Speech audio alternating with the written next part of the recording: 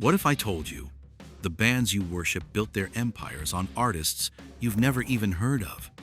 Before Metallica ruled thrash, before Nirvana made grunge a global explosion, before alternative rock took over MTV, there were architects, innovators, blueprint creators, and they were ignored. These are the bands your favorite bands studied like textbooks, the riffs that shaped generations, the albums critics called genius, the pioneers who watched from the shadows while others went platinum. Music history isn't always written by the best. It's written by the loudest. Today on Metal Icons, we're exposing the 12 rock bands who should have been legends, but got left behind. From proto-thrash innovators to grunge creators 15 years too early, this list will completely change how you hear rock and metal forever.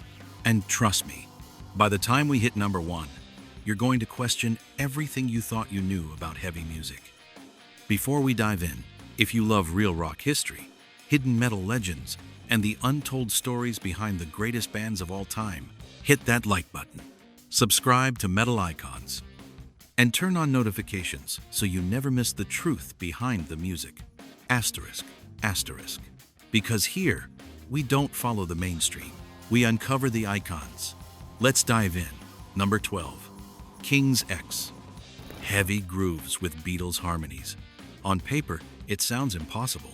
In practice, King's X made it sound like the most natural thing in the world. When their 1988 debut album, Out of the Closet, hit the scene, followed by Gretchen Goes to Nebraska, the band unveiled something nobody had heard before. 3-part vocal harmonies layered over absolutely crushing guitar riffs. This wasn't just heavy music with melody tacked on as an afterthought. It was a complete fusion, where neither element compromised the other. The vocals weren't buried under the guitars, and the guitars didn't pull back to accommodate the harmonies. Everything existed in perfect balance. Doug Pinnick's bass tone on tracks like Over My Head, Goldilocks, and It's Love became the sonic template that countless 90s alternative metal bands would copy.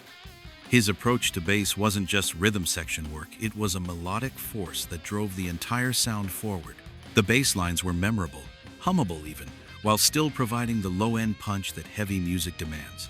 Ty Tabor's guitar work combined technical precision with emotional expression, while Jerry Gaskill's drumming provided the perfect foundation for the band's complex arrangements. Together, they created something that was simultaneously accessible and sophisticated, heavy and beautiful, aggressive and melodic. The band's 1990 album Faith, Hope, Love should have catapulted them to massive mainstream success.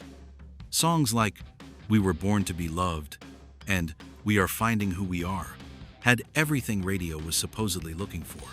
Hooks that stuck in your head for days, emotional depth that connected with listeners, technical prowess that impressed musicians, and enough accessibility to work on mainstream rock radio. Music critics absolutely loved them. Working musicians worshiped them as innovators who had found a new way forward for heavy music. Pearl Jam's bassist Jeff Ament went on record calling King's X his favorite band, not just an influence, but his actual favorite. This wasn't casual name-dropping in an interview. This was genuine enthusiasm from a bassist who had studied their approach and recognized their genius. Pantera, one of the biggest and most respected metal bands of the era, covered their songs. This wasn't casual appreciation, this was deep respect from the heavy music elite, from musicians who understood exactly how difficult it was to make their approach work. But radio completely ignored them. Despite critical acclaim, despite musicians lining up to praise them, despite having all the ingredients for mainstream success, commercial radio treated King's X like they didn't exist. The timing couldn't have been worse. Just as King's X was building momentum through the late 80s and early 90s, grunge exploded in 1991. Suddenly, the airwaves were flooded with bands from Seattle that King's X had directly influenced. The irony was brutal. They were too heavy for alternative radio stations that wanted safer, more accessible rock, but too melodic for metal stations that demanded pure aggression. They fell into the gap between formats, and that gap swallowed them whole.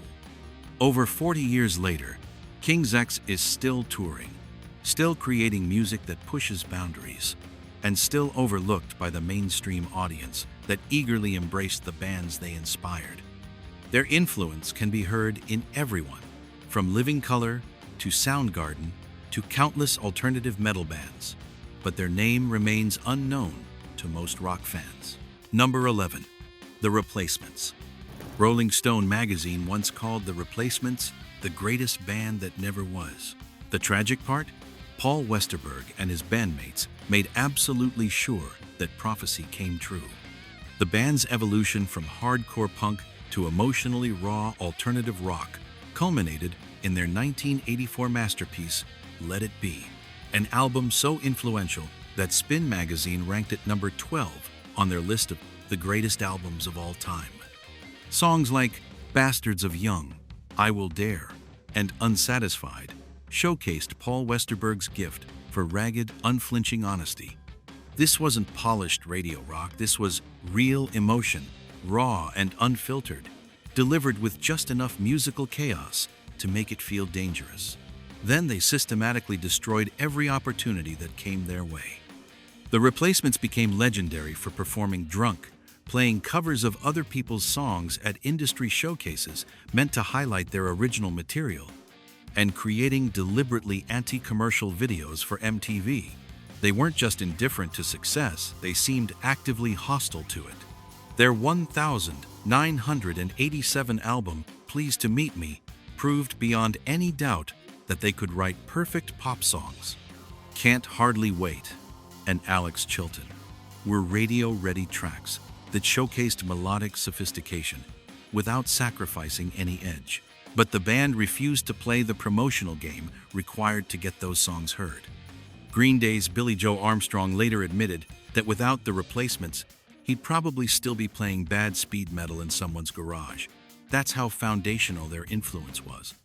The band's original lead guitarist Bob Stinson died in 1995 from substance abuse complications. A tragic end to a tragic story. But the music lived on, influencing everyone from Kurt Cobain to Wilco to the entire alternative rock explosion of the 1990s. The Replacements should have been Nirvana before Nirvana existed. Instead, they became the band that Nirvana studied. Number 10. Big Star. Alex Chilton and Chris Bell created absolutely perfect power pop music in the early 1970s. There was just one problem. Nobody could actually buy their records. Their debut album, titled Number One Record, with what now seems like cruel irony, received rave reviews from every music critic who heard it. But it sold virtually nothing because Stax Records' distribution system completely collapsed. The music was there, the quality was undeniable, but the infrastructure to get it into stores simply didn't exist. Songs like September Girls, 13, and In the Street eventually became standards, covered by countless artists across multiple decades. But during Big Star's actual existence, almost nobody heard them. Their second album, Radio City, arrived in 1974 and showcased their brilliance even more clearly. The follow-up, Sister Lovers, was so dark and emotionally intense that the label didn't even release it until 1978, years after it was recorded. R.E.M. Peter Buck, one of alternative rock's most respected guitarists, openly admitted that R.E.M. never made a record as good as Big Star's third album. Coming from someone of Buck's stature, that's not just praise, it's reverence. Paul Westerberg of The Replacements wrote an entire song called Alex Chilton, imagining how the world would be a better place if millions of people had actually heard Chilton's music when it was first released. The ultimate irony? In the Street became the theme song for the popular TV show That 70s Show, introducing Big Star's music to millions of people decades after the band had broken up. Big Star influenced R.E.M., The Replacements, Wilco, and essentially every power pop band that followed. But distribution disasters buried perfection, and by the time the world was ready to appreciate them, the moment had passed. Number 9. Budgie, a Welsh power trio that sounded like Rush meets Black Sabbath, except they were doing it before either of those bands had fully formed their signature sounds. Burke Shelley's distinctive high vocals, combined with Tony Borge's blazing guitar work, created proto-metal that was touring with Black Sabbath and Judas Priest, while remaining mysteriously obscure to the wider rock audience. Songs like Bread Fan, Crash Course in Brain Surgery, and I Can't See My Feelings sound like thrash metal, except they were recorded a full decade before thrash metal existed as a genre. Budgie was playing at breakneck speeds with aggressive precision when most rock bands were still exploring blues rock territory. Their 1973 album, Never Turn Your Back on a Friend, eventually got inducted into Decibel Magazine's Hall of Fame in 2018, a full 45 years after its release. Better late than never, but the delay speaks volumes. Metallica's Lars Ulrich was such a devoted fan that his band covered both Bread Fan and Crash Course in Brain Surgery. Iron Maiden covered I Can't See My Feelings. These weren't casual tribute covers. These were acknowledgments of direct influence from bands that went on to sell millions of records. There's a heartwarming postscript to Budgie's story. The royalties from Metallica's cover of Bread Fan literally saved original drummer Ray Phillips from financial ruin decades after he'd left the band. Operating out of Cardiff, Wales, Budgie never broke through in America except, oddly enough, in Texas, where they developed a cult following. Part of the problem was their name. People expecting something light and poppy based on the word Budgie were shocked when they encountered crushing heavy metal. Budgie influenced Metallica, Iron Maiden, Megadeth, Van Halen, the Melvins, and Soundgarden. Not bad for a band most rock fans have never heard of. Number 8. Diamond Head. Diamond Head created the actual template for thrash metal, then watched from the sidelines as everyone else became legends using their blueprint. Their 1980 album, Lightning to the Nations, was self-financed and released independently, becoming a new wave of British heavy metal masterpiece that almost nobody heard. Songs like Am I Evil, Helpless, and The Prince showcased riff mastery that Metallica would later build entire careers on. Lars Ulrich didn't just like Diamond Head, he declared them his top favorite band, stating they had more riffs in one song than Black Sabbath had on entire albums. That's an extraordinary claim, especially considering how revered Sabbath's riff writing is. Metallica's first ever gig in 1982 included multiple Diamond Head songs in their set list. Over the decades, Metallica has performed Am I Evil over 750 times live. The Guardian newspaper called it the song that epitomizes the new wave of British heavy metal. So why didn't Diamond Head become as massive as the bands they influenced? Catastrophically bad management, for starters. The band was actually run by one of the members' mothers, which created exactly the kind of problems you'd expect. When they finally got signed to MCA Records, the label forced them to sound more commercial, diluting the very elements that made them special. They never toured America during their crucial early years, missing the chance to build the kind of grassroots following that helped Iron Maiden become stadium-level huge. In a beautiful, full-circle moment, Diamond Head's Brian Tatler performed alongside Metallica in 2024, finally getting recognition from the band that built their sound on his riffs.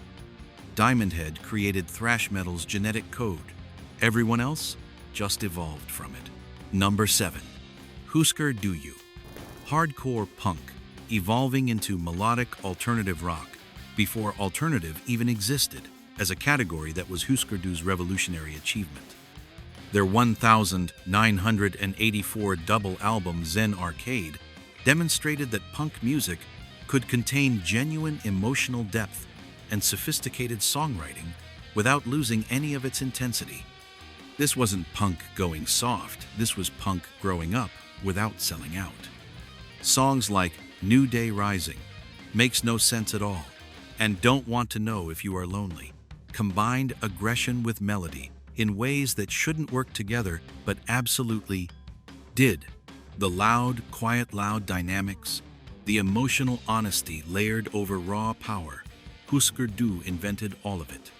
Their 1985 album, Flip Your Wig, proved they could write genuine hooks without losing any intensity. Every song felt urgent and immediate, even when the melodies were undeniably catchy. Music historians and critics estimate that over 70% of alternative rock musicians cite Husker Du as a direct influence. That's not just significant, that's foundational. They created the entire blueprint for 1990s alternative rock. The dynamic shifts, the emotional vulnerability, the way melody and aggression could coexist.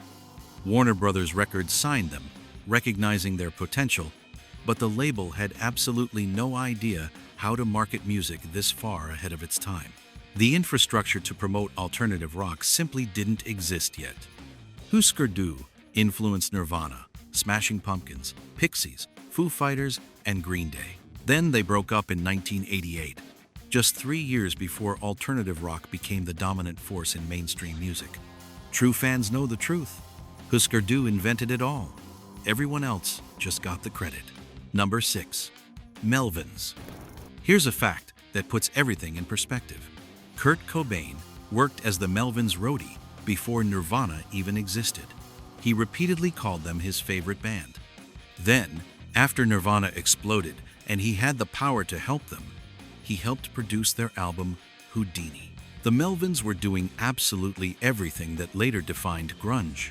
Crushing heaviness, down-tuned guitars, dramatic tempo shifts, weird experimental elements. A full decade before grunge became a movement, songs like Honey Bucket, Night Goat, and Boris showcased sludge metal before the genre even had a name.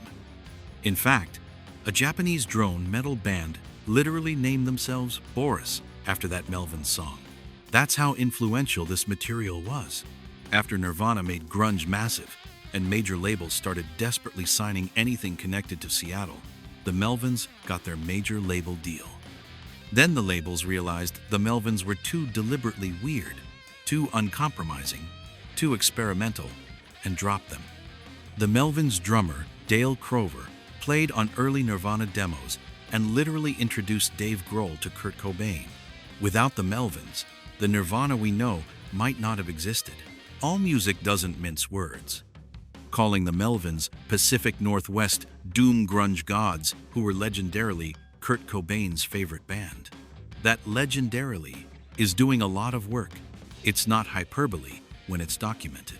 Fact. The Melvins have released over 20 studio albums while remaining fiercely independent and commercially obscure. They influenced Nirvana, Soundgarden, Tool, Alice in Chains, and the entire Seattle scene.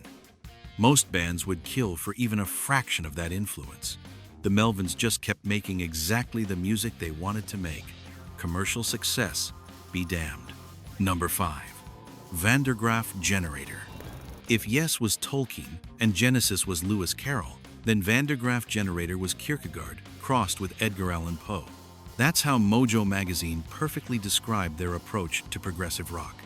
Peter Hamill's dramatically intense vocals explored existential dread and philosophical themes with an emotional rawness that made most prog rock sound safe and comfortable by comparison. This wasn't music for relaxation, this was music that challenged listeners to confront uncomfortable truths. The band's instrumental setup was deliberately unusual. No lead guitar, using organ and saxophone as the primary lead instruments instead. This created a sound completely unlike any other prog band of the era. Songs like Killer and the 2-3-minute epic A Plague of Lighthouse Keepers showcased progressive rock at its most intense and uncompromising. This wasn't about showing off technical skills for their own sake. It was about using those skills to create genuinely challenging, thought-provoking art. Iron Maiden's Bruce Dickinson called Peter Hamill one of his childhood lyrical heroes, adding a particularly spicy take. Van der Graaf Generator had so much more than Genesis, who were a bunch of pansies in comparison. Coming from one of metal's most respected frontmen, that's a powerful endorsement. Sex Pistols' John Lydon Blur's Graham Coxon and David Bowie were all confirmed fans. That's an incredibly diverse range of artists, from punk to Britpop to art rock, all finding inspiration in Van der Graaf Generator's challenging music. The band was too dark and deliberately intense for mainstream radio. They found substantial success in Italy, where prog rock had a more devoted following, but struggled everywhere else. Van der Graaf Generator influenced Marillion, Radiohead, Tool, and Steven Wilson. Their impact on thinking person's rock music cannot be overstated. Number 4. Gentle Giant. Extraordinarily complex, progressive rock created by musicians who could play over 40 different instruments across their albums. That was Gentle Giant's calling card.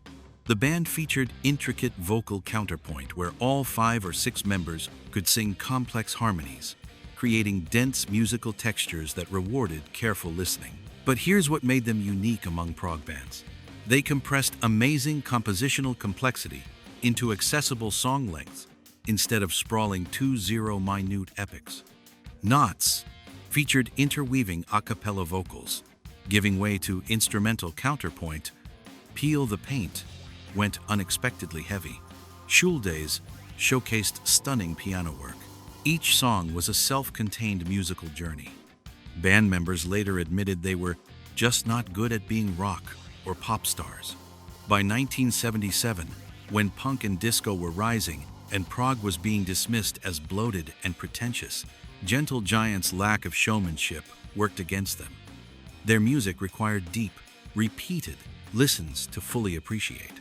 In an era increasingly dominated by instant accessibility, that was commercial death. No other band sounded remotely like them, which made marketing essentially impossible. The band received the Lifetime Achievement Award at the 2015 Progressive Music Awards, decades after their most creative period. Steven Wilson, one of modern prog's most respected figures, personally remastered their albums, bringing their music to a new generation with improved sound quality. Gentle Giant influenced Dream Theater, Tool, Haken, and essentially every modern progressive metal band. Their approach to compressing complexity into relatively brief songs became a template for technical music that respects the listener's time. Number 3. The Wipers. The Wipers created the complete sonic template for grunge in 1980, a full 15 years before anyone knew what grunge was. Raw, emotionally intense punk with hard rock elements and the loud, quiet loud dynamic that would later define Nirvana, that was the Wipers' sound. They were doing everything that made Seattle famous over a decade before Seattle even started paying attention. Songs like Return of the Rat, D7, and the 10-minute epic Youth of America showcased this blueprint perfectly. These weren't sloppy punk songs, they were carefully constructed emotional journeys that used dynamics and space as effectively as volume and aggression. Based in Portland, Oregon, far from any music industry center, the Wipers were essentially invisible to everyone except the few musicians who discovered them and recognized their genius. Kurt Cobain declared them the most innovative punk rock band that started the Seattle sound 15 years too early. He added, "We learned everything from the Wipers." When someone as influential as Cobain makes that kind of statement, it's worth paying attention. Cobain included 3 separate Wipers albums in his personal list of 50 favorite albums. Nirvana covered both D7 and Return of the Rat. A 1992 tribute album featured covers by Nirvana, Hole, and Poison Idea. The Wipers were too raw for new wave radio, too melodic for hardcore punk stations. They self-released their early material with terrible distribution, ensuring that only the most dedicated music hunters would find them. They influenced the Melvins, Mudhoney, Red Hot Chili Peppers, Pavement, and Sonic Youth. Grunge didn't start in Seattle, it started in Portland with the Wipers. Seattle just got the credit. Number 2. Mission of Burma. Imagine crossing John Coltrane with the Ramones. That's how drummer Peter Prescott described Mission of Burma's sound. And it's not hyperbole. Post-punk, with fierce modernist experimentation. The band's unique approach involved tape manipulation by their fourth member, Martin Swope, creating dissonant, immersive layers unlike anything else in punk or alternative rock. Songs like That's When I Reach for My Revolver and Academy Fight Song from their only studio album V's showcase this revolutionary approach. Rolling Stone ranked Academy Fight Song as number 64 on their list of the 100 greatest debut singles ever. Then, tragedy struck. Guitarist Roger Miller developed severe tinnitus caused by the band's notoriously loud performances. In 1983, just as they were building real momentum, the band was forced to break up for health reasons. They released only one full studio album before becoming underground legends, which is almost unheard of. Most influential bands have extensive discographies. Mission of Burma changed alternative music with essentially one album and a handful of EPs. Music critics have gone on record stating that R.E.M. doesn't have a leg to stand on without Mission of Burma. The band was featured in Michael Azarad's influential book, Our Band Could Be Your Life, cementing their legacy. Pitchfork placed V's in their top 100 albums of the 1980s. Mission of Burma influenced R.E.M., Husker Du, The Replacements, Pixies, Nirvana, and Sonic Youth. One album, that's all it took. Number 1. Cirith Ungol. While Metallica and Slayer were creating thrash metal, Cirith Ungol pioneered doom metal alongside Trouble and Pentagram, creating crushing, dark music with Tolkien-inspired lyrics years before the genre even had an official name. Songs like Atom Smasher, I'm Alive, Death of the Sun, and their self-titled track from albums Frost and Fire and King of the Dead are considered among the first doom metal releases in history. This was slow, heavy, ominous music that emphasized darkness and atmosphere over speed. But everything worked against them. Their Tolkien-derived name caused endless problems. People couldn't pronounce it correctly, couldn't remember it, and made jokes like Sarah's uncle and Sirius Uncool. Name recognition is crucial in music, and they never had it. Their doom-oriented sound ran completely counter to thrash metal's dominance in the 1980s. While faster was considered better, Cirith Ungol was deliberately, defiantly slow. They received almost no promotion or label support, which killed any momentum they might have built organically. Their album Paradise Lost was released just months before Nirvana's Nevermind in 1991, and grunge swept everything else aside. One particularly harsh critic dismissed Frost and Fire as the worst heavy metal album of all time, a spectacularly wrong take that history has thoroughly corrected. The band reformed in 2016 and finally began receiving the recognition they deserved. But for decades, they remained genuinely obscure despite creating some of doom metal's foundational recordings. Cirith Ungol didn't just influence doom metal, they helped invent it. But when the history books were written, other bands got the chapters, while Cirith Ungol got footnotes. 12 bands, hundreds of millions of records sold by the artists they influenced. And most music fans have never heard their names. These aren't trivia answers or obscure footnotes for music nerds to argue about. These are the architects whose blueprints everyone else followed. King's X created the alternative metal template that bands like Soundgarden and Alice in Chains would expand upon. The Replacements invented emotionally honest punk rock that paved the way for the entire emo and pop-punk explosion. Big Star perfected power pop and proved that commercial failure didn't mean artistic failure. Budgie and Diamond Head wrote the thrash metal playbook that Metallica, Megadeth, and countless others would study and replicate.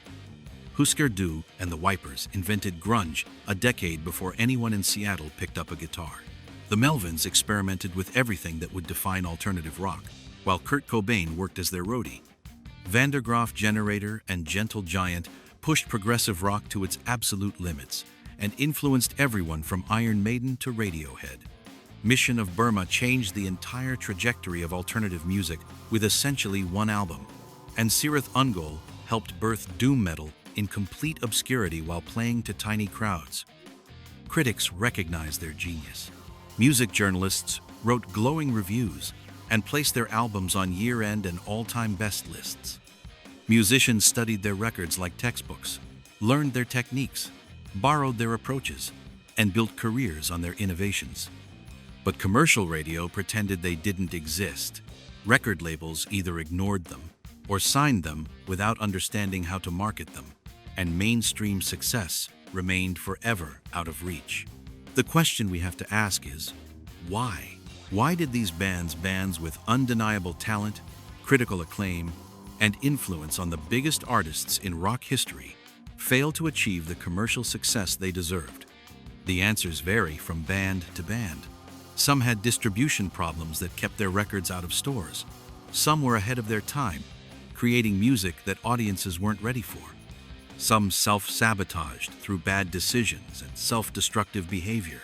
Some were simply in the wrong place at the wrong time. Some had names that confused people or management that made catastrophically bad choices. Some were too heavy for one format and too melodic for another, falling between categories in an industry that demanded clear classification. But there's a broader truth here. The music industry has never been a meritocracy. Talent matters, but it's not enough. Timing matters. Marketing matters. Radio relationships matter. Label support matters. Being in the right scene at the right time matters. Sometimes, despite doing everything right musically, bands simply don't get the breaks they deserve. The beautiful irony is that these bands ultimately won in the most important way. Their music endured. Decades later, their albums are being rediscovered by new generations. Steven Wilson remastered Gentle Giant's catalog. Metallica brought Diamond Head's Brian Tatler on stage to celebrate the music that shaped them. The Melvins kept making exactly the music they wanted to make for over 40 years without compromising. King's X still tours and still creates boundary-pushing music. These aren't tragic stories of forgotten artists. These are stories of artistic integrity triumphing over commercial concerns. The next time you hear Metallica's precision riffing, remember Diamond Head and Budgie. When you listen to Nirvana's dynamics and emotional honesty, think about the Wipers and Husker Du who did it first. When you appreciate Pearl Jam's musical sophistication, recognize King's X's influence. When you enjoy modern progressive metal, acknowledge the debt owed to Gentle Giant and Vandergraaf Generator. These 12 bands were all students. These bands were the teachers who wrote the curriculum. Music history belongs to those who show up, who create fearlessly, who refuse to compromise even when compromise might lead to fame and fortune. It belongs to the bands who influence generations of musicians even if they never sell millions of records. It belongs to the artists who care more about the music than the money, more about the art than the acclaim. Now you know the truth. You know the names behind the names, the influences behind the influencers, the original blueprints that everyone else traced. The question is, will you dig deeper? Will you seek out these albums and hear what all those legendary musicians heard? Will you become part of the small but devoted group of fans who kept these bands' legacies alive? The music is waiting. These bands deserve your attention. They've already earned the respect of every musician you admire. Maybe it's time they earned yours too.